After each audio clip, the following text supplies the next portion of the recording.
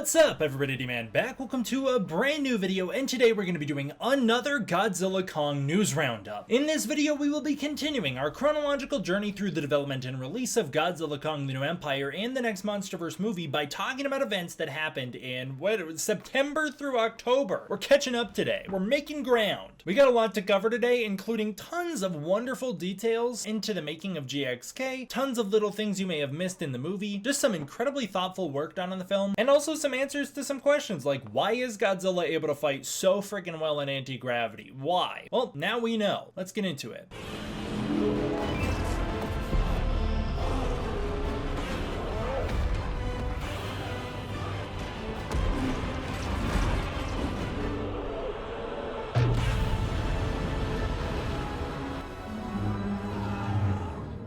Starting out with some artwork like usual, this first piece is a work in progress. This comes to us from Gabe TKE Zilla, and this is the, I don't know what to call it, pink Godzilla. Obviously Godzilla's pink in the New Empire, so I don't really know what to call it, but it's awesome.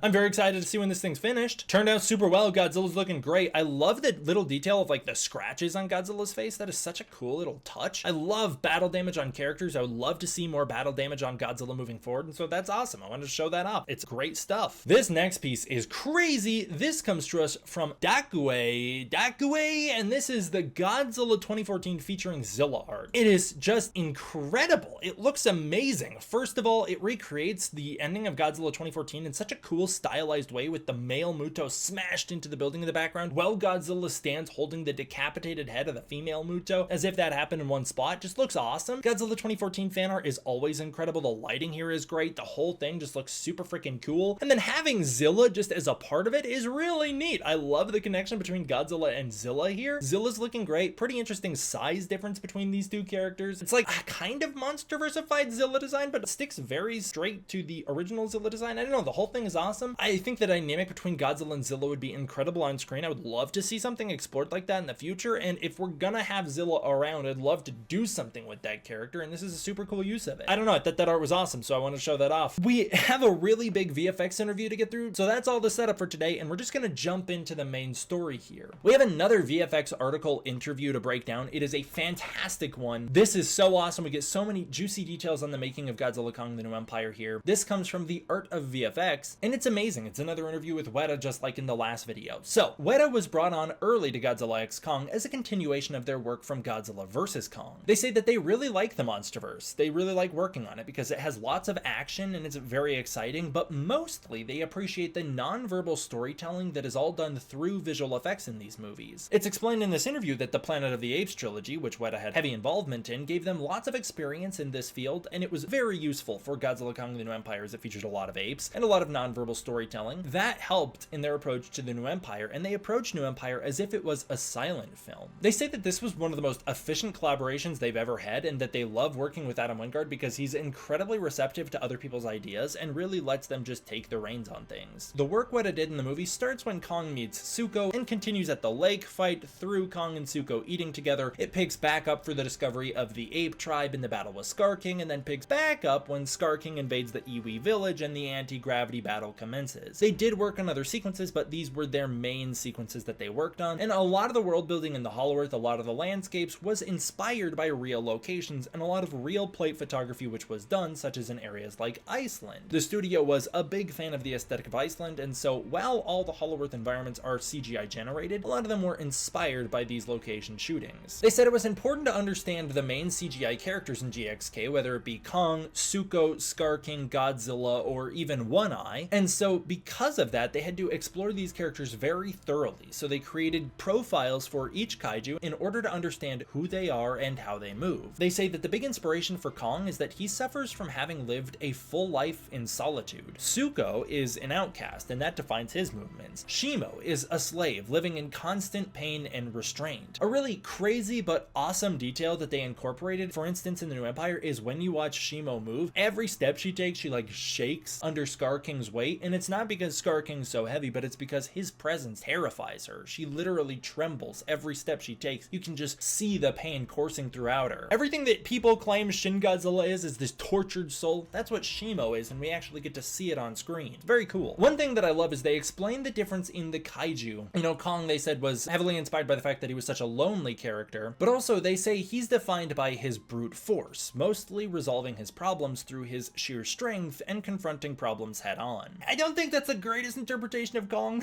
As they so iconically say in 1962 or 3, technically, Kong is a thinking animal. That's what sets him apart, not his brute strength. That's Godzilla's deal. But anyways, they tried to make Kong this very square, straight, and symmetrical character in the way he moves and his actions, much like Superman. Although I think Kong moved more like Batman IMO. I love this. This is so great, but a small detail is that most of Kong's facial expressions come from just his eyebrows rather than his lips, as a way to show that he's not really used to socializing with other titans and isn't great at it. Like, Kong's kind of socially awkward. Scar King, on the other hand, is the exact opposite. He's this agile, sneaky, and asymmetrical fighter. They took inspiration from Gibbons to try and convey Scar King, and they also tried to portray Scar King as having this way of thinking ahead and predicting others' movements, which is how he gets his advantage in battle, as he's not physically stronger than his opponents. His facial performance was far more expressive than Kong's, and he moves way more economical in his use of energy, but also they say they try to make him move incredibly slack but precise. I think that's a great way to describe him. They say their approach was to basically break down each shot, crazy that they have to do this shot by shot, in terms of what the shot needs to accomplish for the story and then how each character would go out accomplishing that. Basically, unfortunately for the VFX artists, they had to become the actors for every single kaiju and make sure those performances were consistent across the whole film. They say that they are essentially the drivers for the character performances, and Adam Wingard is the navigator, telling them what he wants them to do. They say that they would look at each design for the kaiju and then create the personalities based on the kaiju's design, their temperaments, and that's how they would craft the performance overall. To help this, they brought in motion capture performers over at Weta FX. Great to hear the motion capture actors are back involved in the MonsterVerse. I love hearing that. Unfortunately, TJ Storm did not reprise his role as Godzilla, but Alan Henry did take on the role of King Kong and Scar King. Very cool that he got to play both. And Luke Hayworker got to play Suko. They said that the main goal for these actors was to create unified movement performances for the kaiju across the whole film, basically nailing down how the kaiju would move so that each animation department understood that. The motion capture actors also helped to nail down the timing of the sequences, the choreography of the fights, and the type of emotion being displayed, and then the keyframe animation began and they keyframed over all the acting performances, using those performances as inspiration. A lot of the work they did was work incredibly hard to bring out performances through the eyes of the kaiju alone, specifically with the way that light interacts with their eyes. They took lots of inspiration from nature. For the great apes, they took lots of inspiration from primates, obviously. For Godzilla and Shimo, interestingly, they took inspiration from felines and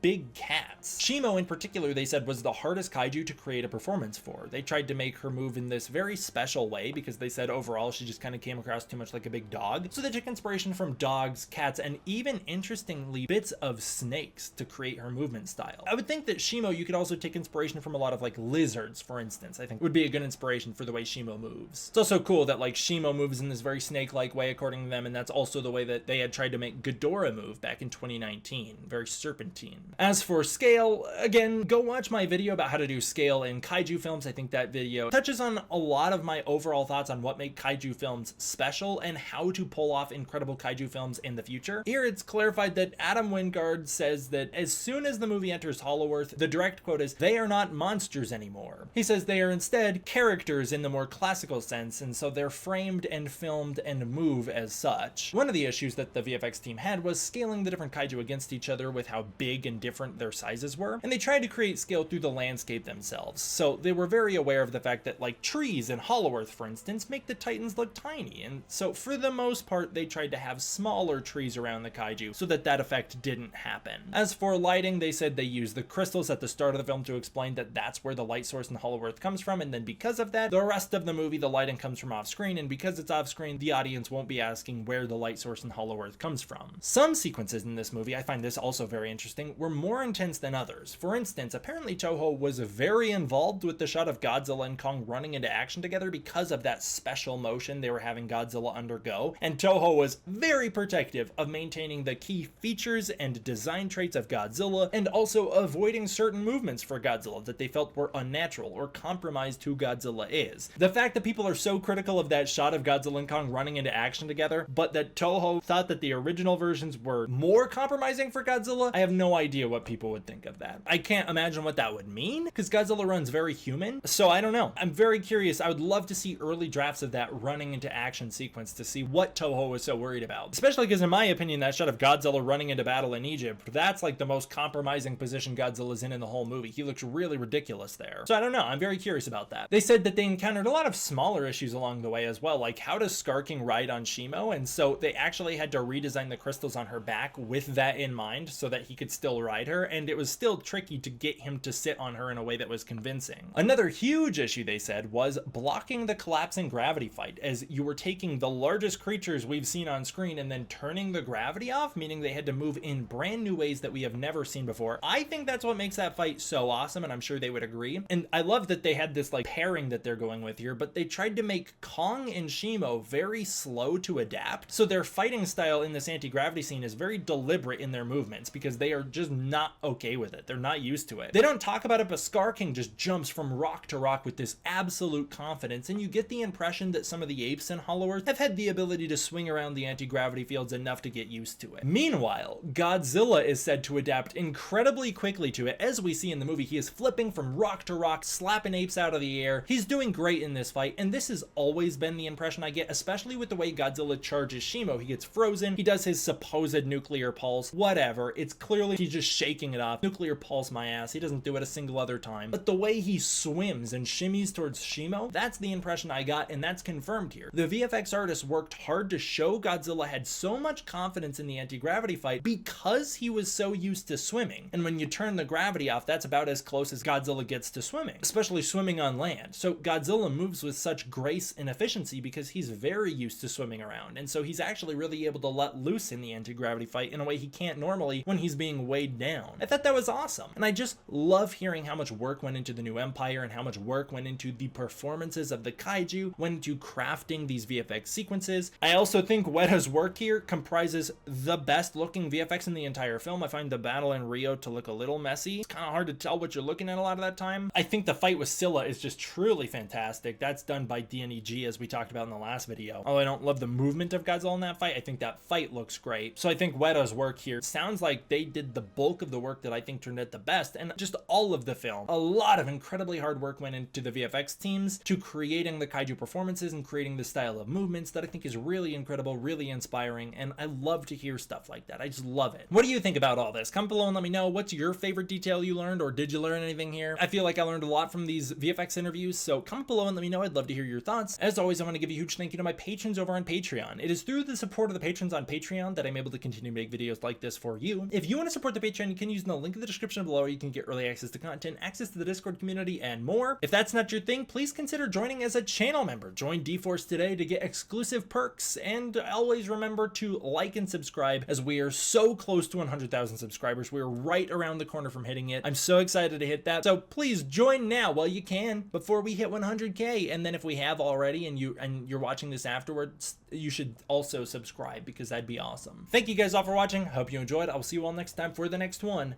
D-Man out.